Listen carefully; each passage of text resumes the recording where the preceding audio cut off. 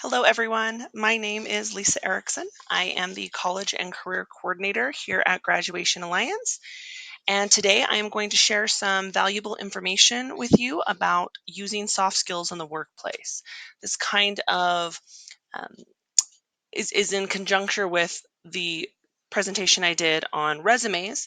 It kind of goes hand in hand because this is something that we'll talk about at the end that you will want to include on your resume because it is important enough that your employers will want to know about your specific soft skills. So let's get started here. First off, I want to make sure that everyone knows what soft skills are and how they are different from something called hard skills. Okay. So, first off, hard skills. These are the job related skills, the knowledge, the abilities, the things that your employer needs you to do in order to perform your job effectively.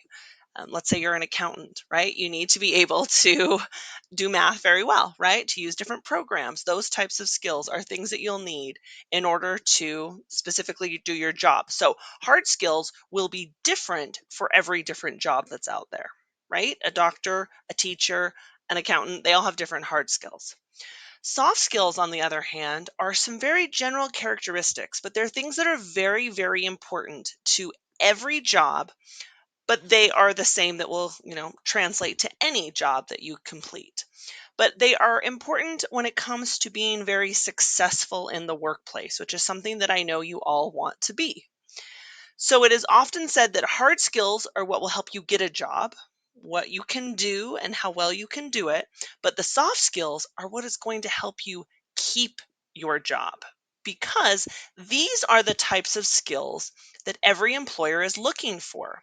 Things like being a good communicator, being a leader in the workplace, being flexible when things don't go well, being able to problem solve, use critical thinking skills, be very decisive, all of those things are very, very important and things that employers really want to see in their employees. So, if you want to be successful in any given career field, whatever it might be, soft skills are an absolute necessity. When it comes to developing these skills, the hard skills are what you're going to get through your education, taking classes, doing actual on the job practice, being trained.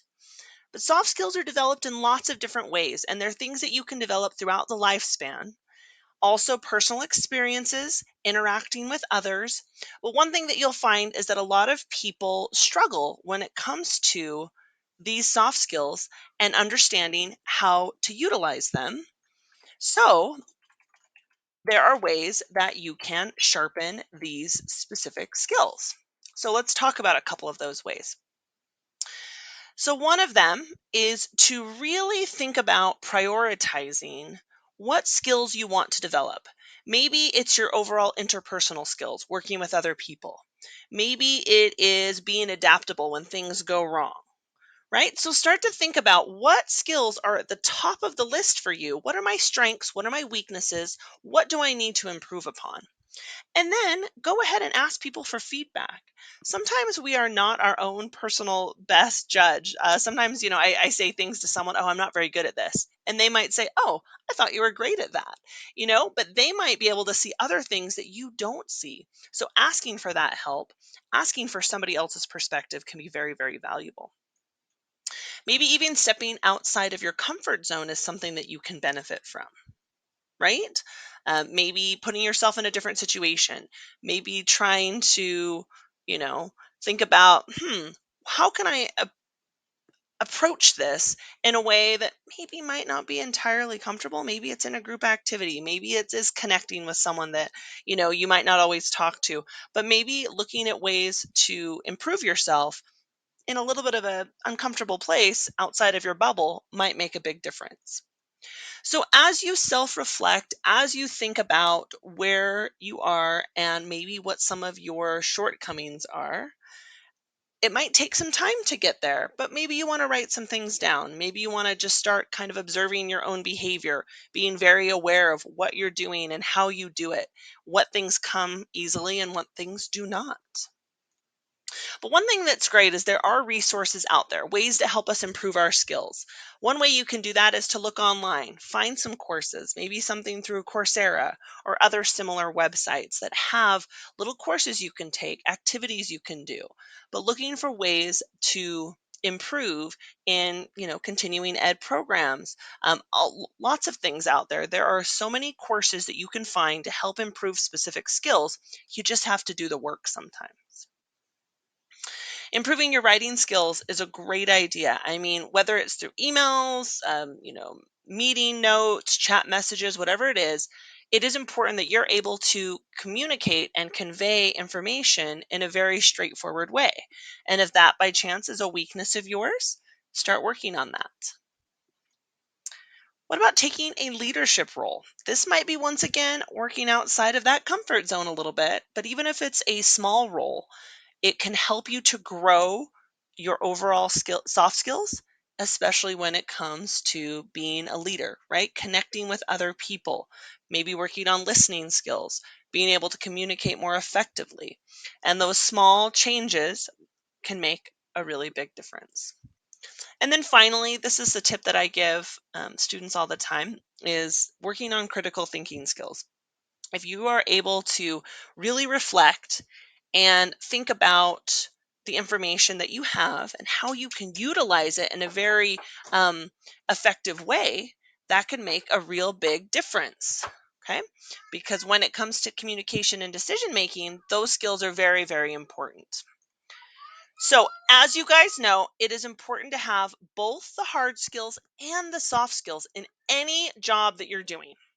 Once again, here's kind of an example for you of an engineer, right? Someone who has great ability to do things in a technical way, they're going to do great in that job.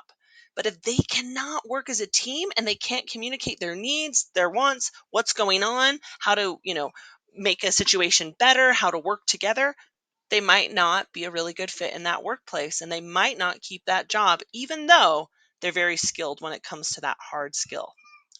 So just be aware that these are also things that you might want to put on your resume. You can't really see this picture probably very well, but there's actually a spot right here specifically for hard skills and soft skills. So let me just give you that in a little bit of a bigger picture here so you can see it. So an example of a resume here, you can see this individual has their hard skills listed: classroom management, lesson planning, curriculum. You can see this individual is a teacher.